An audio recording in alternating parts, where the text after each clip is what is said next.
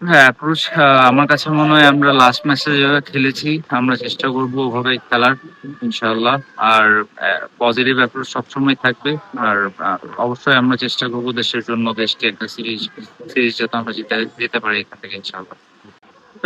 যেহেতু আমরা অনেকদিন ধরে খেলছি তো আজকে ওরকম তেমন কিছুই ছিল না, just we had a gym session and একটা রিকভারি সেশন হয়েছে অ্যান্ড যেটা আগামীকালকে ম্যাচের জন্য হয়তো আমাদেরকে বা আর একটু ভালো করার জন্য উজ্জীবিত করবে।